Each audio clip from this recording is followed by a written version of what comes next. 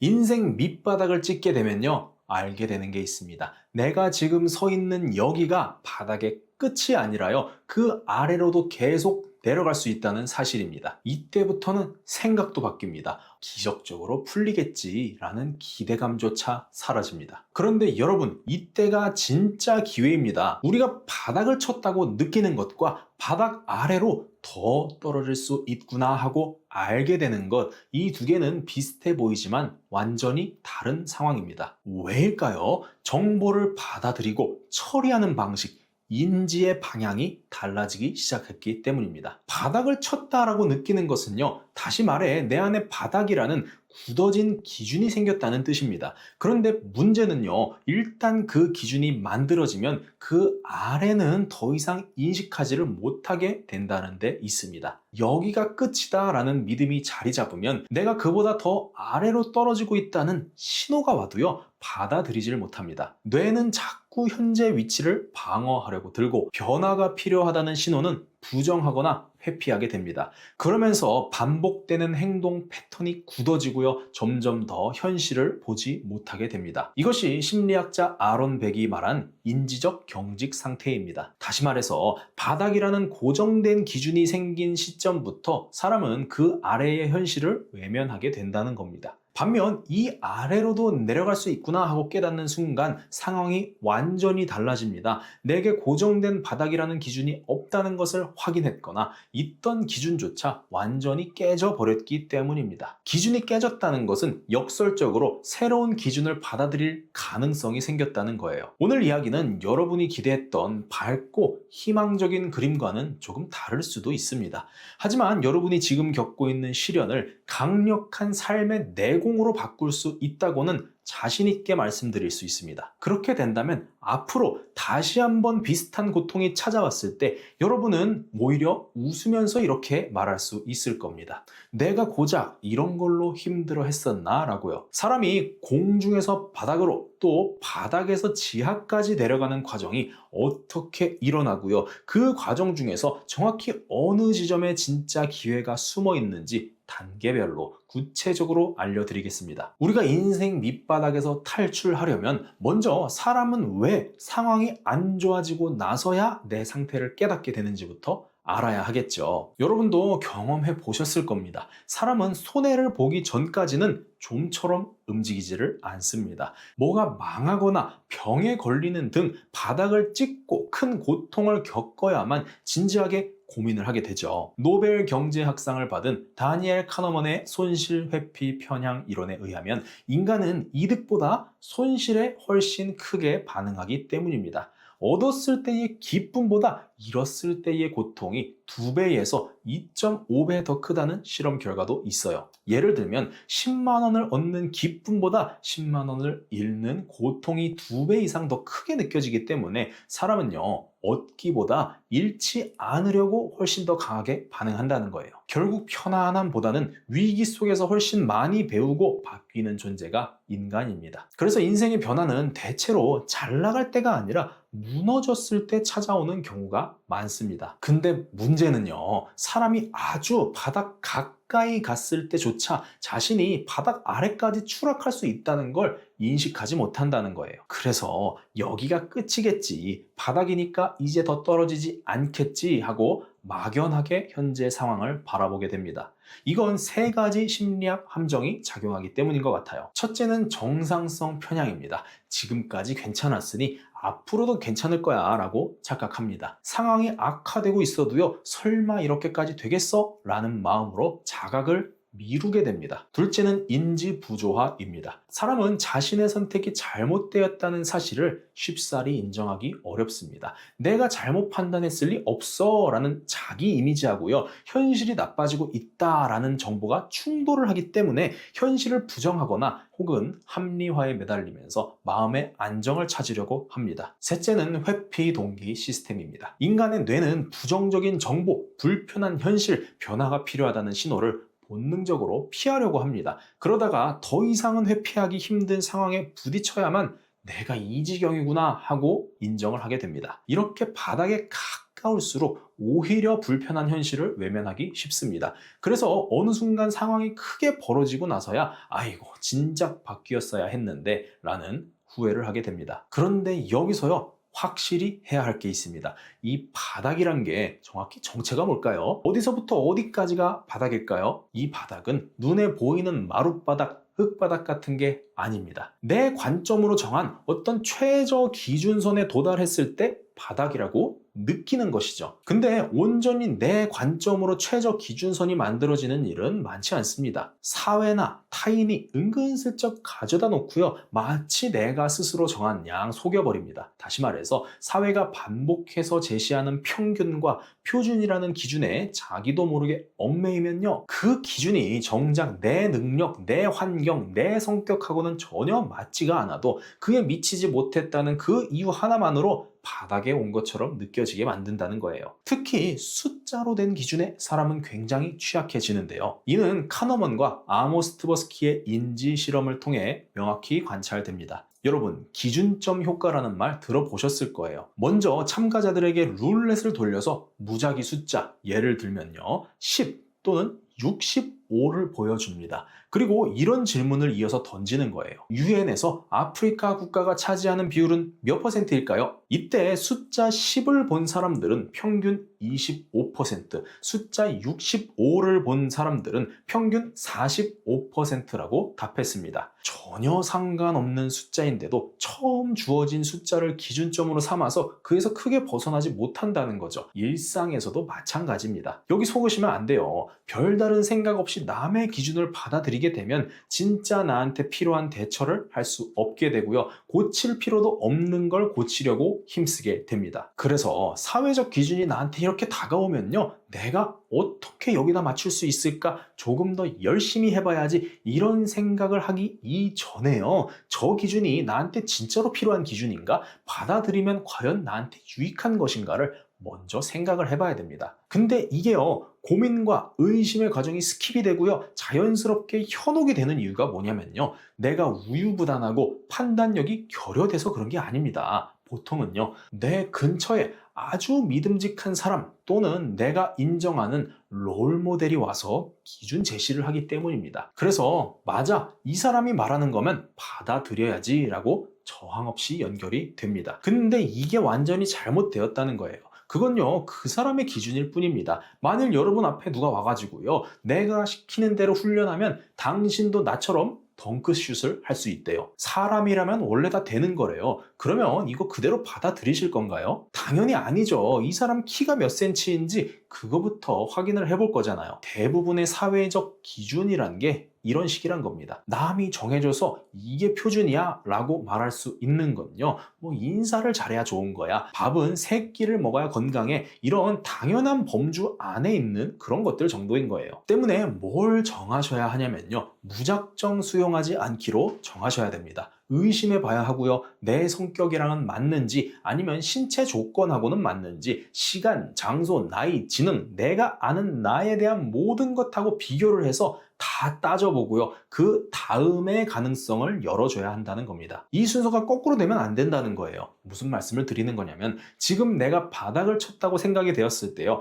이게 내 기준이 아니라 남이 제시한 기준으로 바닥 설정을 하면 아무리 고성과를 내고 설령 다 이뤄내도요, 여전히 바닥에 있는 기분을 느낄 수 있다는 거예요. 내 하한선 그리고 내 상한선을 정확히 파악을 해서 그걸 가지고 내 인생 평가를 해야 현실적인 발전이 가능해지고요, 쓸데없이 기죽고 쭈그러들고 이런 일이 없습니다. 우리가 선택을 신중하게 어렵게 하면 결과가 심플해지고요, 반대로 선택을 너무 단순하게 해버리면 결과를 감당하기가 어렵고 복잡해집니다. 이제는 이 부분을 바로 적용하실 수 있게 좀 더 구체적으로 가이드를 드려볼게요. 첫째로, 나한테 맞는 기준으로 재설정을 해야 합니다.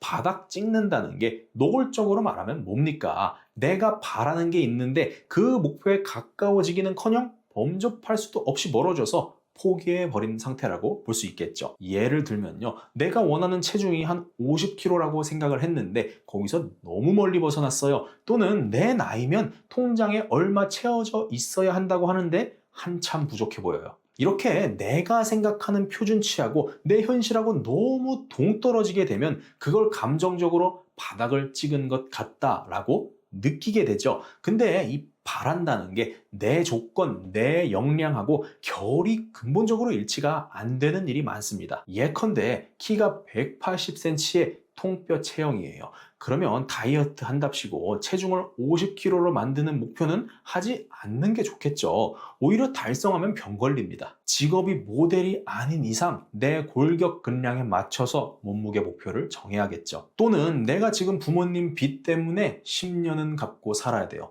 그러면 통장에 얼마가 채워져 있느냐를 기준으로 삼으면 그나마 있는 힘도 없어지겠죠. 얼마를 탕감했는지를 기준으로 삼아야 힘을 잃지 않고 노력해 볼 수 있겠죠. 이렇게 잘못된 기준 설정, 내 환경과 맞지 않는 기준을 두고 측정을 하면은 나는 충분히 빠른 속도로 꽤 괜찮은 성과를 쌓아가고 있음에도 불구하고 바닥에서 허우적거리는 기분이 든다는 겁니다. 왜일까요? 남의 기준으로 사니까요. 때문에 뭐를 바꾸셔야 하냐면 내 가치관과 내 강점, 내 조건을 반영해서 나한테 맞는 기준으로 모든 것을 재설정해야 합니다. 이제부터는요, 이렇게 재설정된 내 기준 위에다가 돌을 쌓는 거예요. 남의 집 담벼락에다가 쌓고 오지 말고요. 둘째로, 쌓으면 바뀐다라는 보증을 찾아야 합니다. 이렇게 새 기준을 만들게 되면요, 며칠은 힘이 나죠. 운동 시작하고 책도 읽고 배우러 다니고 일도 더 열심히 합니다. 근데 이게 오래 못 가는 이유가 있어요. 하루 이틀 한 거 가지고는 바뀌는 게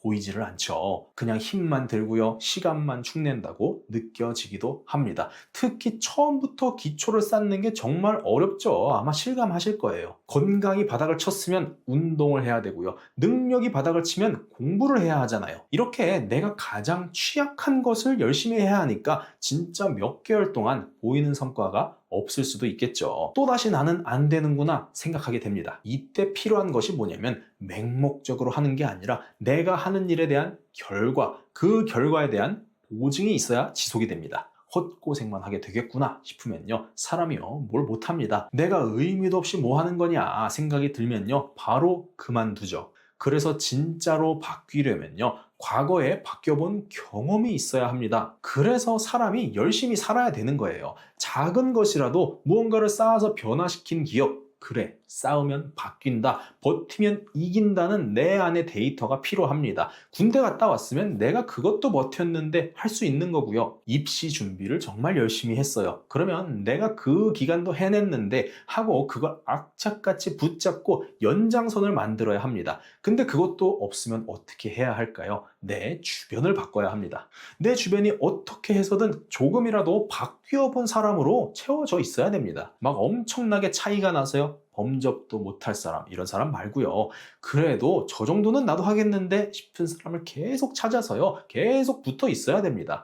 오프라인에 없으면요, 뭐 SNS 팔로우라도 해서 계속 보세요. 캠브리지 대학교 심리학 교수 울프람 슐츠는 인간의 뇌는 노력에 대한 보상 예측을 기반으로 동기를 유지한다라고 밝혔습니다. 지금 내가 하고 있는 행동이 어떤 보상으로 연결이 될지 예측이 가능해야 뇌는 도파민을 분비하고요, 그 동기를 유지를 할 수가 있습니다. 그런데 그 보상이 너무 멀거나 막연하면 뇌는 도파민 분비를 멈추고 그 순간 동기 자체가 급격히 떨어지게 됩니다. 때문에 이건 쌓이면 분명히 바뀐다라는 보상의 그림을요, 내 안에 심어야 됩니다. 그게 과거의 내 경험이든 주변의 현실적인 사례든 계속 접하고 자꾸 떠올릴 수 있을 정도로 가까이 있어야 합니다. 들어보시면 이거는 꼭 영감이나 운이 필요한 게 아닙니다. 기억을 떠올리고 주변을 바꾸는 시간을 들이면 누구나 할 수 있는 요소인 거예요. 그럼 반대로 이걸 방해하는 요소도 좀 정리를 해야 하는데, 그 최대 요소가 뭐냐면요, 사람입니다. 이상한 말 하는 인간들 웬만하면 정리하시는 게 좋습니다. 내 주변 사람만 이상한 말 하는 게 아니에요. 어디 TV 같은 데서요, 이게 표준이야, 이렇게 살지 않으면 망한 거야, 이렇게 살아야 돼, 이렇게 자꾸 누가 떠들어요, 그거 끊어야 됩니다. 부추기는 건 그 사람들인데 책임지는 건 결국 나밖에 없는 거예요.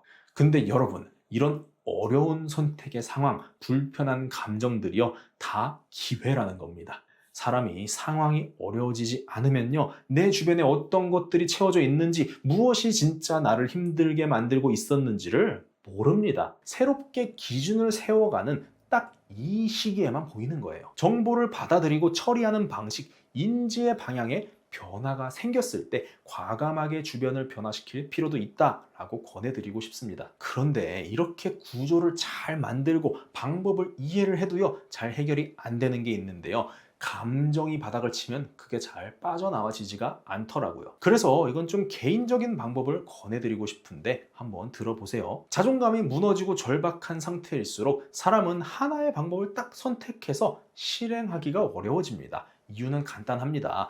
이 방법이 진짜로 통할까 하는 자기 확신이 없기 때문이죠. 그래서 계속해서 방법을 찾기만 하면서 이것저것 따져보고 분석해보는 그 상태 자체에 위안을 느끼는 악순환에 빠집니다. 이때 필요한 건요, 좋은 방법이 아니라 즉각적인 실행 동기입니다. 그리고 그 동기를 만드는 가장 강력한 방법은 어떻게 개선할까 이걸 생각하는 것보다는 어떻게 하면 내가 완전히 무너질까 이것을 따져보는 거라고 말씀드리고 싶어요. 예를 들어서 제가 스트레스성 불면이 심각한 상태라고 해볼게요. 이걸 어떻게 해결할까 생각하면 머릿속은 금세 복잡해집니다. 정보가 너무 많아요. 저녁 식사는 몇 시에 끝내야 하지? 스마트폰은 언제 꺼야 할까? 라벤더 차를 마셔야 하나? 운동도 해야 하나? 명상은 어떻게 하지? 이렇게 정보는 많이 떠올릴 수 있지만 지금 당장 나에게 필요한 것 하나를 고르지를 못합니다. 그래서 실행이 안 돼요. 이럴 때는 방향을 바꿔서 이렇게 물어보는 겁니다.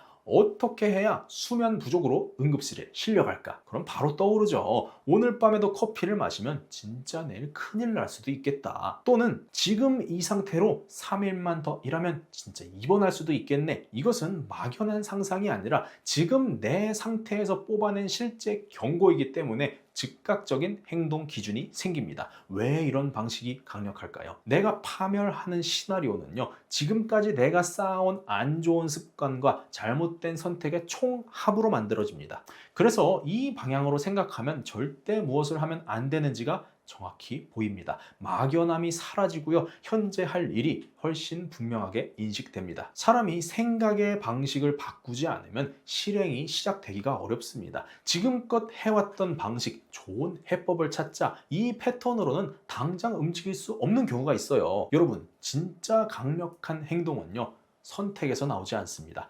절박함에서 나옵니다. 그리고 절박함은 내가 지금 어떤 방향으로 가면 확실히 무너질지 그 리얼한 미래를 그려보는 순간에 잘 떠오르는 것 같아요. 그래서 여러분, 성품이 좀 저랑 비슷한 분이 계시다면 이런 방법도 상당히 잘 통한다 권해드리고 싶습니다. 여기까지 정리하면요, 첫째로 바닥을 결정하는 건 남이 아니라 나 자신입니다. 남이 말하는 표준을 무작정 받아들여서 이 정도면 내 인생 완전히 바닥이야 라고 자책하지 마세요. 둘째로, 작더라도 과거에 쌓아서 성공한 경험들 혹은 주변의 나랑 비슷한데 변화를 한 현실적인 사례를 찾아보세요. 쌓으면 바뀐다 라는 확실한 보상의 그림이 있어야 뇌는 도파민을 분비해서 동기를 유지합니다. 셋째로, 내가 설정한 기준으로 현재를 평가해 보세요. 내 신체 조건, 환경, 역량 등을 모두 고려해서 기준 자체를 다시 만들어야 어긋난 목표로 인해서 끊임없이 바닥 기분만 반복하는 악순환을 끊을 수 있습니다.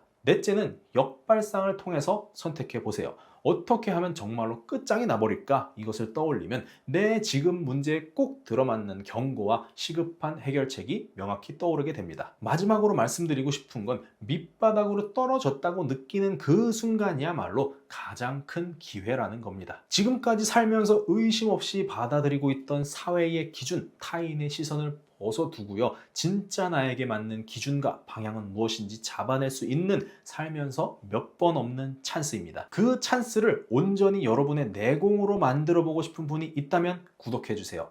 여러분의 새로운 기준을 만드는데 도움이 되는 영상들이 준비되어 있습니다. 그렇게 나를 점점 더 잘 알아가게 되면 나중에 언젠가 똑같은 고통이 다시 찾아왔을 때 고작 이런 걸로 힘들었다고 이렇게 여기는 여러분을 발견하실 수 있을 거라 생각합니다. 여기까지 영상 시청해 주셔서 감사드리고요. 절망 속에서도 당당한 여러분 되시기를 응원드립니다.